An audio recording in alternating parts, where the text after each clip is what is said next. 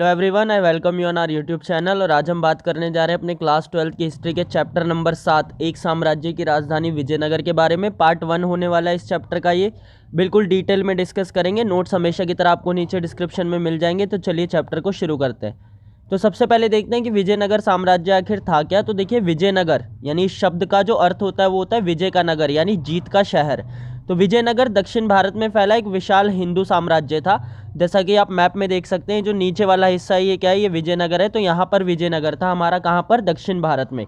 ये 1336 से 1565 तक अस्तित्व में रहा। कहने का मतलब है कि इसकी शुरुआत यानी इसकी स्थापना कब की गई, 1336 में, और ये कब तक रहा, 1565 में।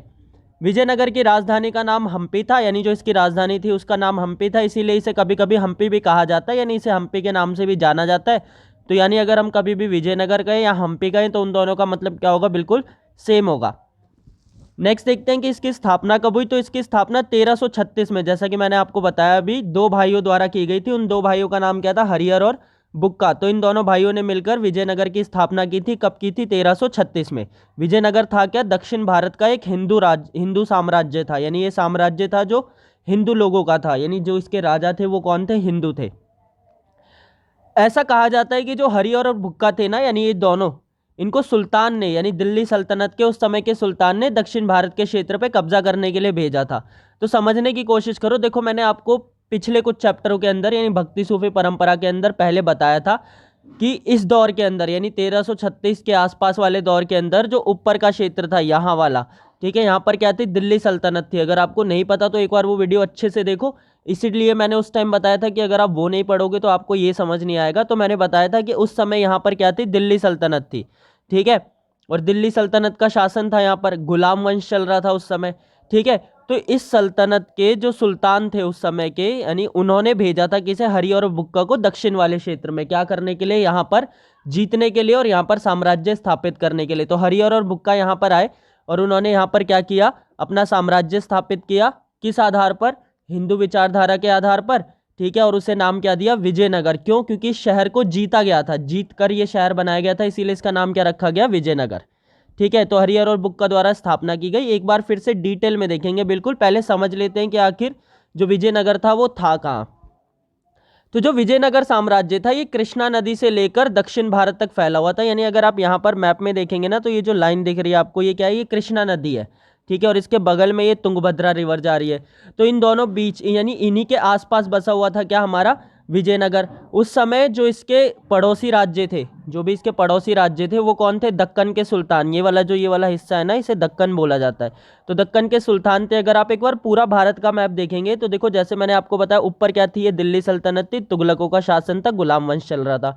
यहाँ पर कुछ राजपूत हुआ करते थे, ठीक है। यहाँ पर दक्कन के सुल्तान हुआ करते थे, नीचे विजयनगर था, और यहाँ पर कुछ अन्य शासक वगैरह हुआ करते थे। तो इस तरीके से पूरा शासन था। अब जो विजयनगर के उत्तर में थे यानी ऊपर की तरफ, वो कौन थे, वो सुल्तान वगैरह थे, जैसे कि बीजापुर के सुल्तान हो गए, ठीक है, दौलताबाद के सुल्तान हो गए। तो इस तरीके से अलग अलग सुल्तान थे, ठीक है, गोलकुंडा हो गए, ये सब यहाँ पर थे। इसके अलावा इस वाले क्षेत्र के अंदर भी क्या थे, कुछ राजा हुआ करते थे, ठीक है। इसके उत्तर पूर्वी हिस्से यानी वर्तमान का ये जो ये उड़ीसा वाला क्षेत्र है, यहाँ पर गजपति शासक शासन किया करते थे। और इसी तरीके से जो दक्कन के सुल्तान थे उन्हें अश्वपति कहा जाता था, क्योंकि उनके पास बहुत सारे अश्व हुआ करते थे। अब जो ये सभी शासक थे ना, इनका क्या था, विजयनगर के साथ ना संघर्ष चलता रहता था, ठीक है। किसको लेकर संघर्ष चलता रहता था, देखिए जो आपको एक कृष्णा नदी और ये तुंगभद्रा वाला हिस्सा दिख रहा है ना, ये जो हिस्सा था ये बहुत ज़्यादा क्या था, उपजाऊ था, ठीक है। इसको लेकर इन सबके बीच में क्या था, समस्या चलती रहती थी, और विजयनगर के साथ क्या होता रहता था, युद्ध होता रहता था। ये अभी हम आगे डिस्कस करेंगे बिल्कुल डिटेल में। तो आपको बस इतना याद रखना है कि जिस दौर में विजयनगर बना उस समय ऊपर की तरफ तो दिल्ली सल्तनत थी, कुछ क्षेत्र में राजपूतों का शासन था, इसके अलावा यहाँ पर अश्वपति शासक थे, और यहाँ नीचे की तरफ गजपति शासक थे, और सबसे नीचे क्या था, हमारा विजयनगर। और एक ये लौता साम्राज्य था जो कि हिंदू विचारधारा पर बेस्ड था, ठीक है। अब विजयनगर की खोज कैसे की गई, तो देखिए हम्पी के यानी विजयनगर के, जैसा मैंने आपको बताया था कि हम्पी और विजयनगर एक ही है। तो जो हम्पी के भग्न अवशेष थे यानी खंडर वगैरह थे, वो 1800 ईस्वी में कर्नल कॉलिन मैकेंजी द्वारा खोजे गए। ये जो है ये कर्नल कॉलिन मैकेंजी है, इन्होंने ये जगह क्या थी, ढूंढी थी। तो कर्नल कॉलिन मैकेंजी कौन थे, वो एक इतिहासकार थे, एक मानचित्रकार थे, और ये ईस्ट इंडिया कंपनी यानी उस समय जो ईस्ट इंडिया कंपनी थी जिन्हें अंग्रेज वगैरह बोलते हैं हम, वहाँ पर क्या थे, कार्यरत थे, यानी वहाँ पर काम करते थे। तो विजयनगर के बारे में और अधिक जानने के लिए इन्होंने क्या किया, विरूपाक्ष मंदिर और पंपा देवी के पूजा स्थलों के पुरोहितों से बातचीत की और उनकी स्मृतियों के आधार पर जानकारी इकट्ठा की। देखिए जैसा मैंने आपको बताया कि जो ये क्षेत्र था ना यानी विजयनगर का, वो 1565 में ख़त्म हो गया था, ठीक है। तो उसके बाद अब 1800 के अंदर अगर आप जानकारियाँ इकट्ठे कर रहे हो तो आपको कहाँ से जानकारी मिलेगी, उनकी यादों से, कि उनके दादाजी ने उन्हें कुछ बताया होगा, ऐसे कर करके जो बातें आगे तक आई उसके आधार पर इन्होंने क्या की, जानकारी इकट्ठा की। किनसे जानकारी इकट्ठा की, इन्होंने जानकारी इकट्ठा की जो विरूपाक्ष मंदिर थे और पंपा देवी के मंदिर थे। अब विरूपाक्ष और पंपा देवी कौन थे इसके बारे में भी हम आगे डिस्कस करेंगे। आपको बस ये याद रखना कि विजयनगर में ये देवता हुआ करते थे और इनकी पूजा की जाती थी। जो इनके मंदिर थे ना, उनके जो पुरोहित थे यानी पंडित वगैरह थे, तो उनके पास कर्नल कॉलिन मैकेंजी गए और उनसे पूछा कि भाई ऐसा कुछ था क्या पहले विजयनगर जैसा, या ऐसा कुछ इतिहास। तो उनके जो भी बातें थी उनके आधार पर इन्होंने जानकारी क्या की, इकट्ठा की। अब इन सब जानकारियों के आधार पर मैकेंजी ने क्षेत्र का पहला मानचित्र बनाया। 1826 में क्या किया गया, अभिलेखकर्ताओं द्वारा इस क्षेत्र के कई मंदिरों से अभिलेख इकट्ठा किए गए।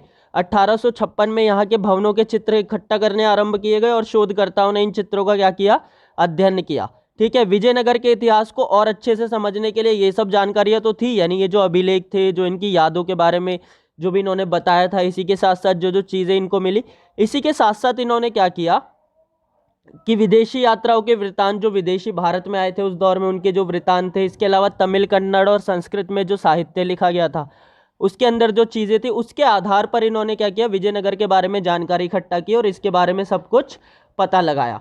तो इस तरीके से क्या हुई, विजयनगर की खोज हुई। किसने की थी, कर्नल कॉलिन मैकेंजी ने। इनके बारे में एक बार और डीप में देख लेते हैं। तो कर्नल कॉलिन मैकेंजी का जन्म हुआ था 1754 ईस्वी में। ये इतिहासकार, मानचित्रकार और सर्वेक्षक के रूप में क्या थे, प्रसिद्ध थे। यानी इतिहासकार भी थे, मानचित्रकार भी थे और सर्वेक्षक भी थे, ठीक है।